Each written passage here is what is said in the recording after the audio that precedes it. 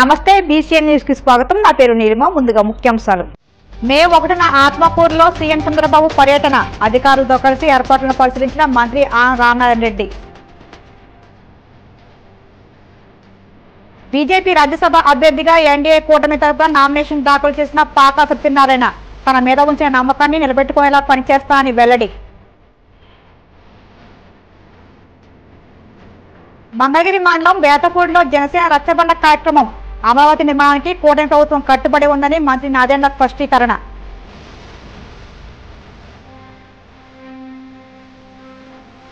కాకినాడ జిల్లాలో మే 4న నిర్వహించనున్న నీట్ పరీక్షకు పటిష్ట ఏర్పాట్లు చేయాలి. అధికారులకు జిల్లా కలెక్టర్ షణ్మోహన్ ఆదేశాలు. ముఖ్యమంత్రి చంద్రబాబు మే 1వ తేదీన నెల్లూరు జిల్లా ఆత్మకూరు మండలంలో పర్యటించారు. ఈ నేపథ్యంలో మంత్రి ఆనం రామనారాయణ రెడ్డి సీఎం పర్యటన ఏర్పాట్లను పరిశీలించారు. భద్రతా సభా ప్రాంగణం, సీఎం పర్యటించే గ్రామాల గురించి ఉన్నత స్థాయి అధికారులతో ఈ సందర్భంగా మంత్రి సమీక్షించారు.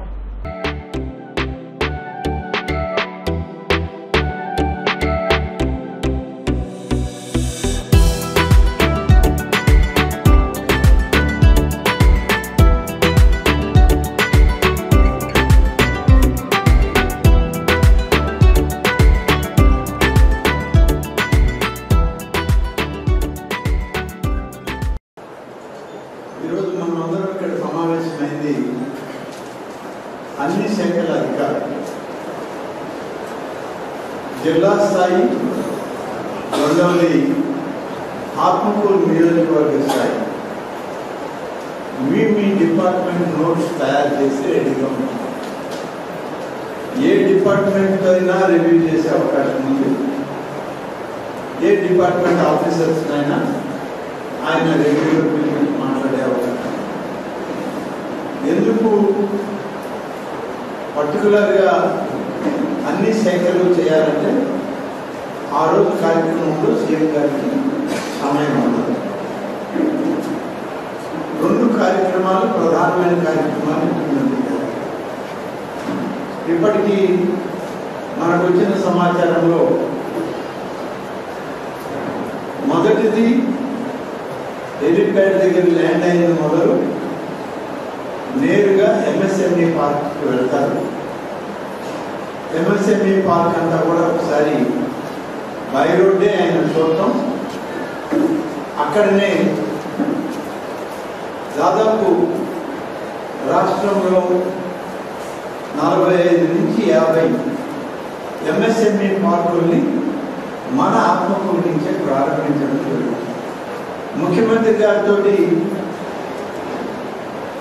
మనకు వచ్చేటువంటి అతిథులు, ముఖ్యంగా ముఖ్యమంత్రి గారికి కార్యాలయంలోని స్పెషల్ సిఎస్లు, ప్రిన్సిపల్ సెక్రటరీలు వస్తారు. ఇండస్ట్రీస్, ఎంఎస్ఎంఈ పార్కులకు సంబంధించిన 2 మంత్రులు ఉన్నారు. 2 మంత్రులు కూడా ముఖ్య అతిథులుగా ముఖ్యమంత్రి గారితో పాల్గొనే అవకాశం ఉంది. ప్రోగ్రామ్ ఏదైతే నడుస్తుందో ఆన్గోయింగ్, లేకుంటే గవర్నమెంట్ నుంచి ఏం గైడ్ లైన్స్ వచ్చినాయో దాన్ని బేస్ చేసుకొని మీరు ఒక డిస్ట్రిక్ట్ నోట్స్, తర్వాత పర్టికులర్గా ఆత్మకూరు కాన్స్టిట్యున్సీ లెవెల్, అది అర్బన్ మున్సిపాలిటీ కావచ్చు, 6 రూరల్ మండలాలు కావచ్చు, వీటన్నింటిలో ఉన్నటువంటి పూర్తి నివేదికల్ని తయారు చేయండి, మీ దగ్గర ఉంచుకోండి. 30th ఈవినింగ్ అంతా ఒక కాపీ మా ఆఫీస్కి కూడా మీరు. అలాగే వీటన్నిటితోటి ఎక్కడ ఉంటుంది అనేటువంటిది ఇప్పుడు మాత్రం డిసైడ్ అయింది. అక్కడి నుంచి నేషనల్ హైవే మీద డైరెక్ట్గా 8.2 కిలోమీటర్ పార్కుని ఆయన చివరి వరకు. బీజేపీ రాజ్యసభ అభ్యర్థిగా ఎన్డీఏ కూటమి తరఫున పాకా వెంకట సత్యనారాయణ మంగళవారం విజయవాడలో నామినేషన్ దాఖలు చేశారు. అంతకుముందు పార్టీ కార్యాలయానికి చేరుకున్న ఆయనకు కేంద్ర మంత్రి శ్రీనివాస వర్మ, ఎమ్మెల్సీ సోము వీర్రాజు, పార్థసారథి, ఇతర నేతలు సలువాలతో సన్మానించి అభినందన తెలియజేశారు. ఈ సందర్భంగా పాకా మాట్లాడుతూ 4 దశాబ్దాలుగా తాను బీజేపీలో పనిచేస్తున్నానని, బీజేపీ పట్టణ అధ్యక్షుడి నుంచి రాష్ట్ర నేతగా ఎదిగానని, డ్రాఫ్టింగ్ కమిటీ చైర్మన్గా, కేంద్ర మంత్రుల బృందానికి కన్వీనర్గా, క్రమశిక్షణ సంఘం కమిటీ చైర్మన్గా పనిచేస్తానని అన్నారు. వెనుకబడిన తరగతుల వారికి పార్టీలో ప్రాధాన్యత, పార్టీ కోసం పనిచేసే వారికి గుర్తింపు వస్తుందనేందుకు తాను రాజ్యసభకు ఎంపిక అవడమే నిదర్శనమని అన్నారు. తన మీద ఉంచిన నమ్మకాన్ని నిలబెట్టుకునేలా పనిచేస్తానని తెలిపారు. అనంతరం ముఖ్యమంత్రి చంద్రబాబుని ఆయన మద్దతుపూర్వకంగా కలిసి ధన్యవాదాలు తెలియజేశారు. ఈ సందర్భంగా పాకా సత్యనారాయణని సీఎం అభినందించారు.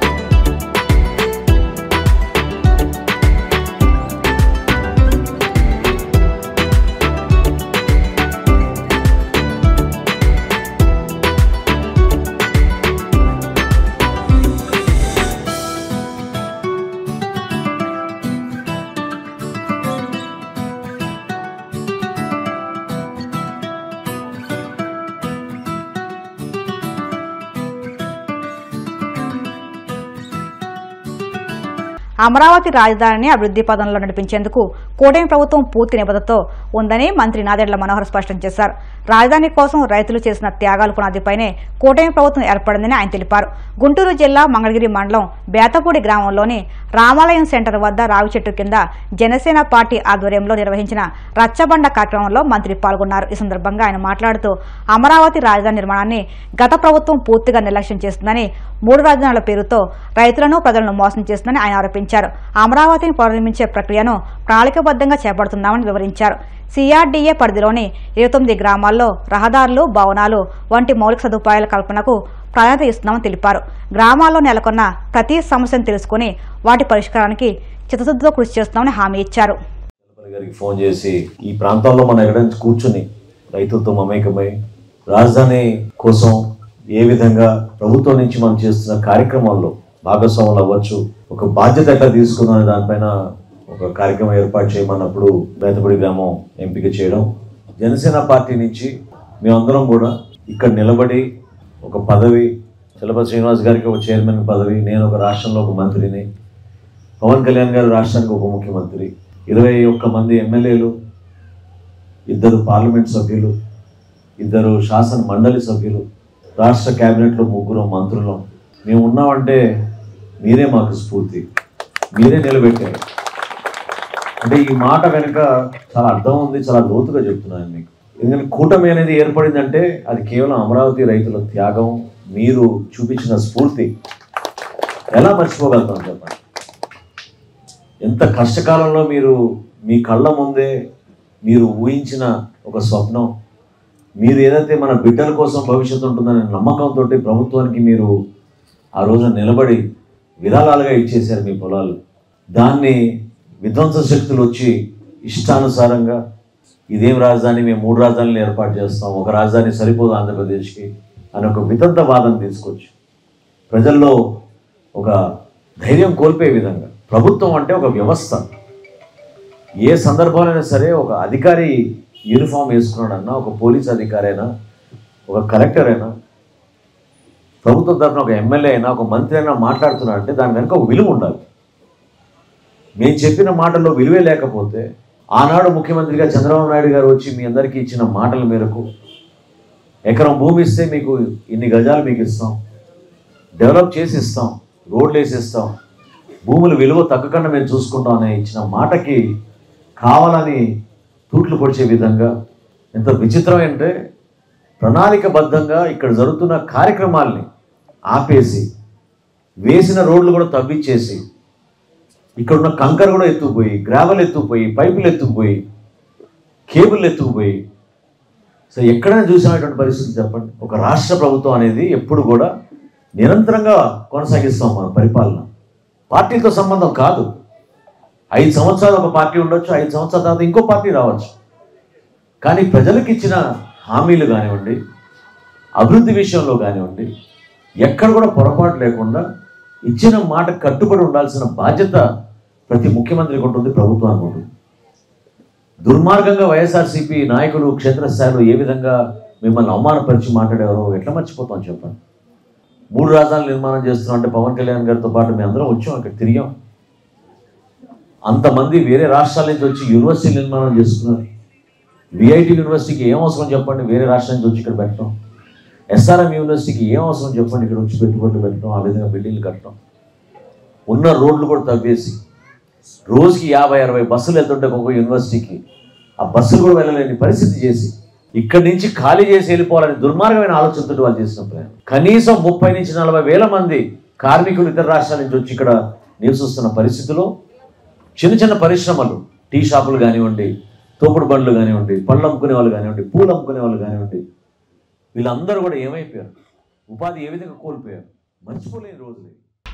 మే 4న నిర్వహించే నీట్ పరీక్షకు కాకినాడ జిల్లాలో కట్టుదిట్టమైన ఏర్పాట్లు చేయాలని అధికారులను జిల్లా కలెక్టర్ షణ్మోహన్ ఆదేశించారు. నేషనల్ టెస్టింగ్ ఏజెన్సీ ఆధ్వర్యంలో మే 4న నిర్వహించనున్న నీట్ పరీక్ష నిర్వహణకు చేపట్టవలసిన ఏర్పాట్లపై కాకినాడ కలెక్టరేట్లో ఏఎస్పీ మానిష్ పాటిల్, జిల్లా రెవెన్యూ అధికారి జె వెంకట్రావు, చీఫ్ సూపరింటెండెంట్లు, సంబంధిత శాఖల అధికారులతో జిల్లా కలెక్టర్ సమావేశం నిర్వహించారు. ఈ సందర్భంగా పరీక్ష నిర్వహణకు చేపట్టవలసిన చర్యలపై అధికారులకు కలెక్టర్ దిశానిర్దేశం చేశారు. ఇప్పుడు కాసేపు ప్రకటనలు.